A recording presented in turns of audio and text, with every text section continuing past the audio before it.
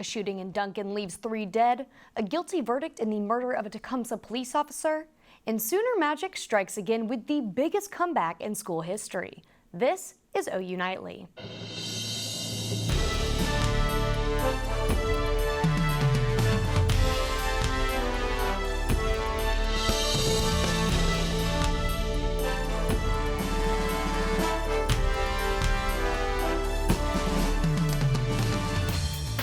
We begin tonight with breaking news. I'm Olivia Whitehead. And I'm Zach Verdea. Late this afternoon, a Potawatomi County jury found a man guilty of murdering a Tecumseh police officer. Officer Justin Turney pulled over Byron Shepard in March of 2017. Shepard was the passenger in the car with his girlfriend Brooklyn Williams driving. Shepard gave the officer a fake name, then ran into a wooded area after Turney learned of an arrest warrant in his name, according to the AP. He then shot Officer Turney. A formal sentencing is expected on Tuesday. And police in Duncan are investigating the shooting of a town's Walmart. Around 10 a.m. this morning, a gunman shot 2 people just outside of the Walmart in Duncan, Oklahoma.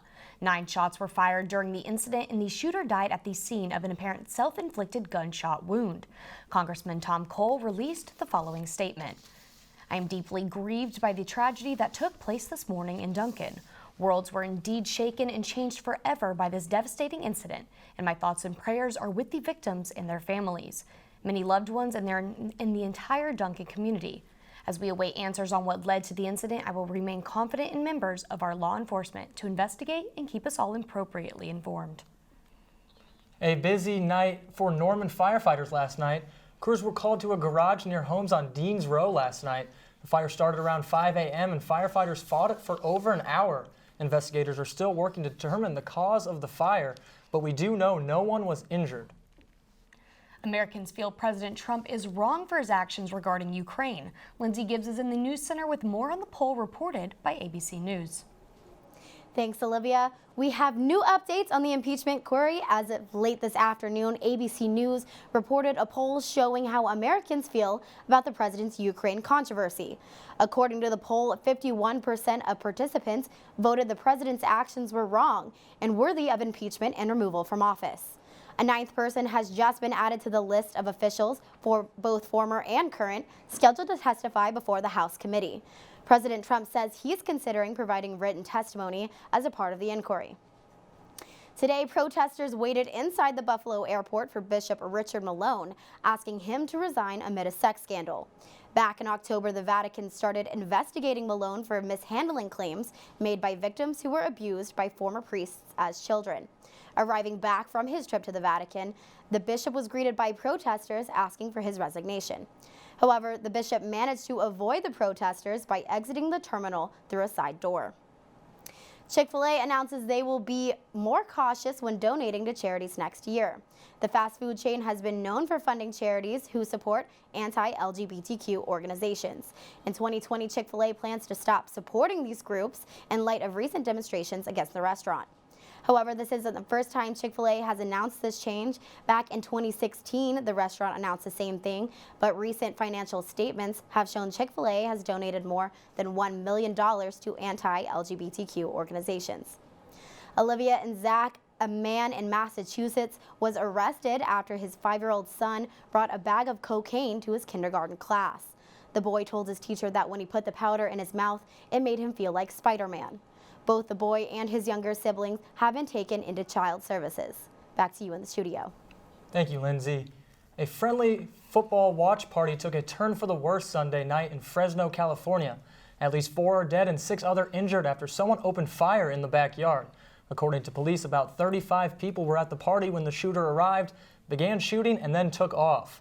When police made it to the scene, 3 people were dead and another later died at the hospital. Those killed were all males between the ages of 25 and 30. This happened very fast. Again, once they entered the backyard, they fired randomly into the crowd. It does not appear that they were targeting any individuals. And they fired, once they fired their rounds, they fled. So it was almost immediate. As of now, the police do not have a suspect or motive. There's no indication the shooting was gang-related, but it's a possibility they would be investigating. Well, Zach, after some cold weather, we're finally getting some relief. Yeah, it's a beautiful day outside. Hoping that'll stay that way. Trey Bell is here with a live look. Yeah, it's absolutely beautiful out here. I mean, the past few days, in these twilight hours walking out the door, I've still felt like I need a light sweater. It's still a little bit chilly, but I'm completely comfortable in my suit. If you don't have to be inside tonight, if you don't have any classes or anything like that, tonight is the night to get outside. It's absolutely gorgeous. And taking a look across the whole region, across Kansas and Texas, a lot of Arkansas as well, they're beautiful, sitting in the 70s also, and we're going to stay that way over the next several days. So beautiful weather to come, but looking at our headlines coming up later in the newscast, Marisa is going to break down when you can put up your Christmas lights this week if you still haven't done that, if you plan to, because rain chances are on the way later this week, as well as colder temperatures. So we'll be watching from that. Marisa has all of that later in the newscast. For now, back to you in the studio. Thank you, Trey. The OU Medical Center has a lot to be thankful for this season. A generous gift one family donated to help with cancer research coming up.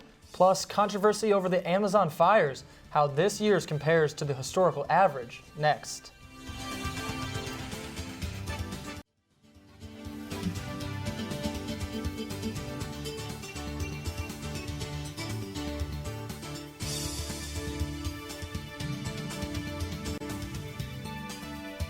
From fires to temperatures, 2019 is looking to be a record-breaking year. OU Nightly's Adam Seibel joins us with the Earth Report.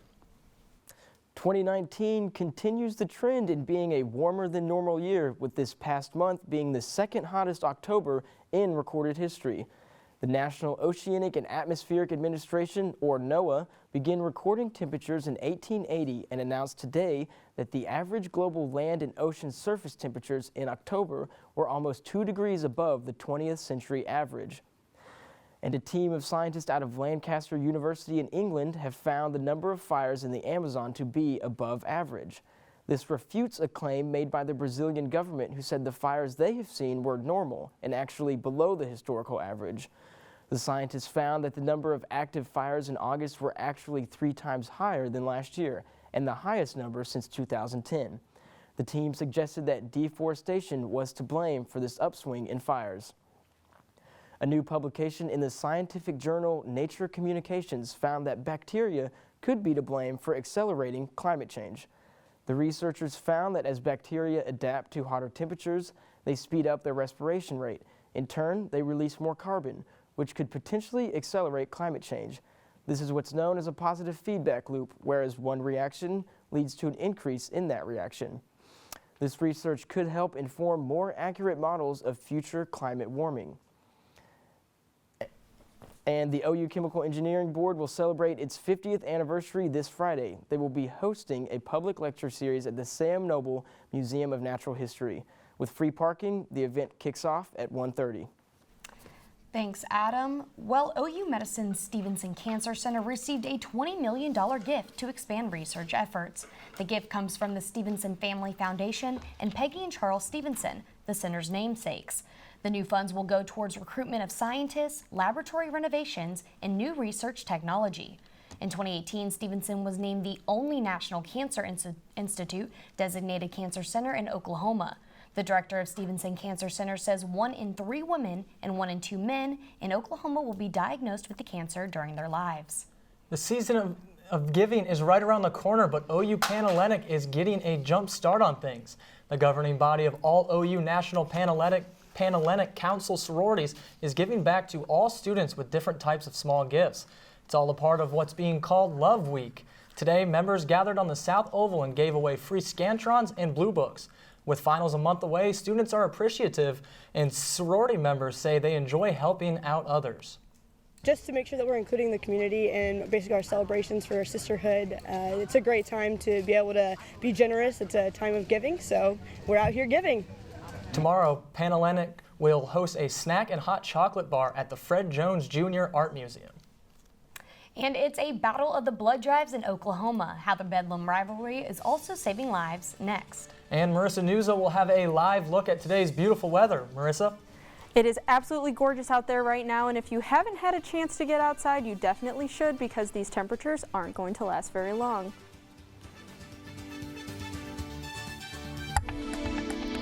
Welcome back to OU Nightly, everybody, and happy Monday. I'm Marisa Nuzzo here with a look at your weather. Now let's take a look. Current conditions outside right now are in the 70s, clear skies. It is absolutely gorgeous. It's actually a little bit warmer here than it was yesterday. We're 11 degrees warmer in Norman, 12 degrees warmer in Oklahoma City. So we've been heating up a little bit, getting a little bit more like summer than we were those fall and winter temperatures, but that is going to change here in the next couple of days. Tonight, lows in the 40s, 41 here in Norman, 43 in OKC, a little bit cooler up near the northern border up there, but that's pretty normal for this time of year. Now tomorrow we are expecting to get up into the 70s, so don't walk outside the door wearing shorts without a jacket because it is going to be 41 around 9 a.m. though. We'll rebound fast and get up into those 70s for the afternoon hours. Now, we're looking at dew points here. So this is dew points for tomorrow in the 40s, and then those dew points are going to go up into the upper 50s. Now, why should you care? Because that means it's going to be muggy and humid here on Wednesday and Thursday. And with all this humidity comes some rain. So let's track it out. So here we are. Tuesday, dry. The radar's not broken. We're really just going to be that dry on Tuesday. Now, Wednesday, we'll start to see a few things coming up early in the morning around 7. Really, what we're looking at is this big bulk here around 4 p.m. So in those late afternoon hours going into evening commute and into the rest of the evening on Wednesday, we can expect rain pretty much all over the state, and then of course it will move off to Tulsa and Miami there in those evening hours and into Thursday. So let's see how much rain we're expecting here in Norman, upwards of ½ an inch, a little bit less in OKC, and most of the rain will be out near McAllister, Tulsa, close to 1 inch of rain when all is said and done. Now with all this rain and cooler temperatures on the way, if you're looking to put up your Christmas lights, it looks like Tuesday is going to be the best day for that. Wednesday, I say a yellow light just because that rain will be coming in the afternoon, but if you can do it in the morning, definitely go for it. Thursday, hold off. It's going to be rainy, it's going to be cold. You don't want to be outside putting up Christmas lights, so it looks like Wednesday and Thursday are going to be kind of crappy days, and then maybe Friday is going to be a little bit chilly too, but Saturday and Sunday we're going to have a rebound into the 50s. All right, perfect. Thank you so much, Marisa. OU Leadership and Volunteerism kicks off its Adopt a Child holiday donation drive today. The annual event benefits Children's Hospital in Oklahoma City. OU students, faculty, and staff are encouraged to donate unwrapped gifts and toys, which will be given to kids at the Children's Hospital for the holiday season. Donations can be dropped off at the OU Leadership and Volunteerism office, room 247 in the Oklahoma Memorial Union. Donations will be accepted until December 6th. With the Bedlam game just right around the corner, OU and OSU students are already competing for an important cause. Bedlam Blood Battle is a competition between both campuses to see which school can donate the most blood. Each school will have a different location set up for students and faculty to donate and take home a free Bedlam shirt. No matter if you bleed crimson and cream or orange and black, it is a great time to save lives. So every donation can save up to 3 lives, which is really cool because you only have to donate 1 pint of blood. And if you do a double donation, which some people are eligible for, then that can save even more lives. Anyone who is healthy and 16 years old or older is eligible to give blood. For more information and locations to contribute, visit obi.org. Well, a football game cannot get more exciting than the Sooners trip down to Waco. That one will definitely go down as an instant classic. How did that happen, Dylan? Well, Zach, I can't tell you just yet. You're going to have to stick around for the answer. I'll tell you that much. But in the Oklahoma City Thunder, we'll meet up with an old friend tonight. We'll give you a preview of tonight's matchup with the Clippers. Sports is next.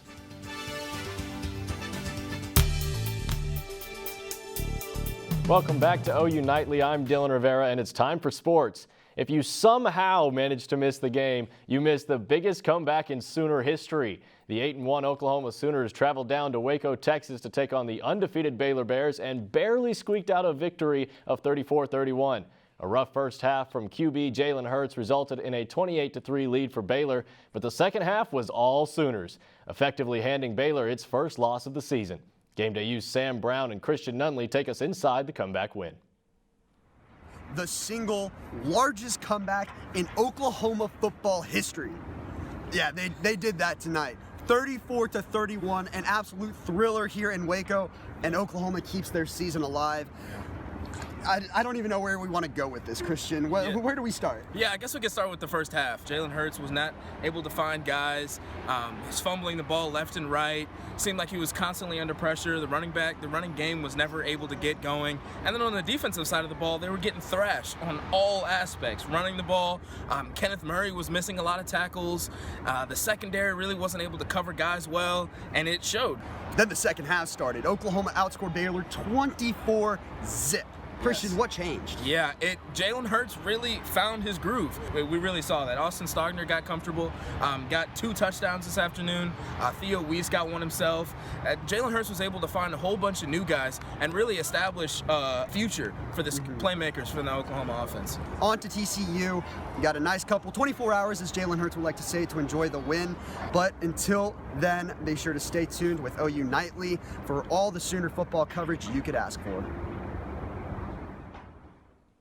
The OU men's basketball team hosts the William and Mary Tribe tonight at 6. Christian Doolittle is the player to watch, as the 6'7" forward was just named Big 12 Player of the Week. Doolittle put up an impressive 19 points and 16 rebounds in Oklahoma's win over Oregon State last Tuesday. The youthful Sooners will look to his senior leadership in tonight's home contest. For more on Sooner athletics, be sure to catch Sooner Sports Pad tonight at 8. Sam Brown joins us again to tell us what to expect from tonight's show. Sam? Yeah, I'm hogging up all the screen time, Dylan. Sorry about that, but I promise you tonight will be a show you do not want to miss. We'll give you our picks for who's going to be in this year's Super Bowl. We catch up with defensive lineman Ronnie Perkins, and we're going to be joined by all 3 senior women's gymnasts. The first time on the show that we've ever had 3 guests. You don't want to miss this show, and if you miss it somehow, you can catch the replay right here on OU TV tomorrow after our newscast. Dylan? Thanks, Sam. For the first time since 2017, Paul George will suit up to play against the Oklahoma City Thunder. Oklahoma City heads to Hollywood to take on the Los Angeles Clippers. According to Doc Rivers, the matchup could be the first sighting of both George and superstar teammate Kawhi Leonard on the court together. Tip-off for the Western Conference matchup is set up for 9:30. Former San Francisco quarterback Colin Kaepernick held his highly publicized workout over the weekend. The free agent signal caller caught the attention of 8 different NFL teams and said that after the workout, the ball is in their court. If you watched the show last week, you might remember Carly Vargas teaching you how to do the DAC. Well, Ezekiel Elliott must have been watching the show. The Cowboys running back found the end zone this weekend and mocked his teammates' pregame warm-up. Guys, I've kind of been getting a new DAC move down, too. Yeah, you guys have tried it out. Yeah, it's a good movement. You have to wonder, though, is he better than Dak at Dak's move? It's all in the hips. It is all in the hips. Not quite the torque Hips don't Dak lie, had. like they said. Exactly. Yeah. Well, perfect. Thank you so much. Well, people were rocking around the Christmas tree in LA this weekend. What made their annual celebration so magical? When we come back.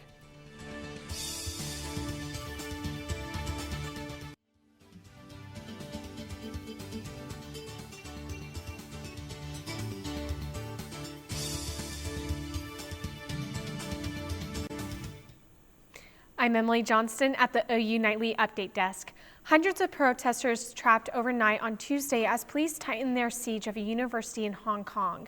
The police blockade of Hong Kong Polytechnic University fueled other protests in other parts of the city as protesters tried to help students stuck inside.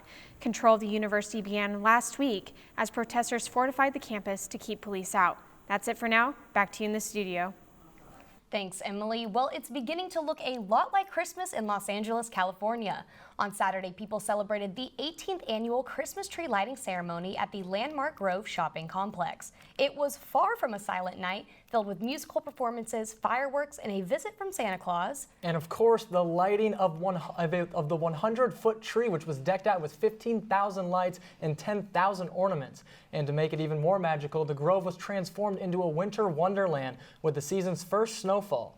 This gets me so excited. Definitely my favorite part of the year. I may have to put up my lights now this week. Well, you know what? If you're looking to put up your lights and you're busy this weekend is looking pretty good for it. It's going to be a little bit chilly, but it will be dry. Highs are going to be in the mid to upper 50s, but we're going to be dry, and it might be the warmest temperatures we're going to see for a while. So I would say get it done this weekend, and then you'll look like the Winter Festival out in Las Vegas. Might as well get it done, before the holidays with Thanksgiving and everything. Get them all up there. I don't know how you are about your lights, but the day after Thanksgiving, you just flip the switch and they're already on. Might as well put them up a little earlier so you can show them off a little longer. And then show them off after. Oh, yeah. We gotta love Christmas time. Well, thank you guys so much for tuning into OU Nightly. We are live every weekday from Gaylord Hall on the campus of the University of Oklahoma. We'll see you back here tomorrow night live at 4:30. Have a great evening. Good night.